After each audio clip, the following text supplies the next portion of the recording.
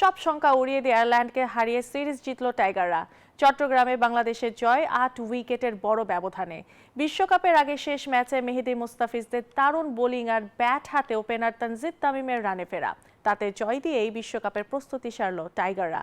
চট্টগ্রাম থেকে আশিক সারোয়ারের বিস্তারিত। Craig young এর বলে তানজিদ তামিমের দুর্দান্ত শট, যে শটে তামিম অর্ধশতক পূর্ণ করেন। ২ ম্যাচ পর 50 হাঁকিয়ে অপরাজিত থেকে দলের জয় নিশ্চিত করেন।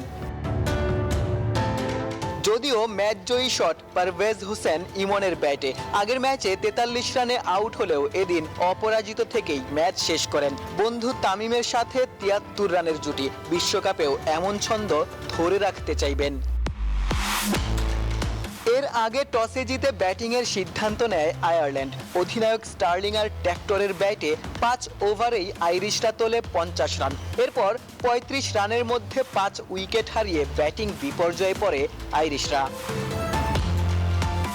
মিডল ওভারে রিশাদ মুস্তাফিজরা আগুন ঝরান। মিতব্যয়ী বোলিংয়ে 2 বোলার 3টি করে উইকেট নেন।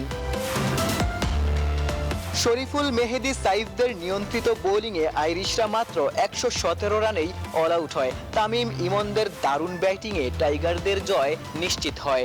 অবশ্যই বাংলাদেশ খেলা জিতলে আমাদের কাছে ভালো লাগে। আজকে খেলা ভালো হয়েছে, অনেক সুন্দর। কার খেলা বেশি ভালো লাগে? পারভেজ হোসেন ইমন। আজকে বাংলাদেশ জিতছে, আমি অনেক খুশি হয়েছি। তানজিদ তামিমের খেলা ভালো লাগছে আজকে। আশা ছিল যে সাইফ হাসান ভালো করবে। আমি ভয়ে ছিলাম যে জিতবে কিনা, দেখছি আজকে অনেক জিতছে, মানে অনেক ভালো লাগছে আজকে। মাঠে দর্শকদের ঘাটতি থাকলেও ম্যাচ শেষে স্বস্তি নিয়েই ঘরে ফেরেন দর্শকরা। আইরিশদের বিপক্ষে বাংলাদেশের অনবদ্য জয়, 8 উইকেটের বড় ব্যবধানে জিতে সিরিজ জয় নিশ্চিত করেছে লিটনের দল। বিশ্বকাপের আগে শেষ ম্যাচ জয় দিয়েই আত্মবিশ্বাসী হয়ে বিশ্বকাপে যেতে পারবে লিটনের দল।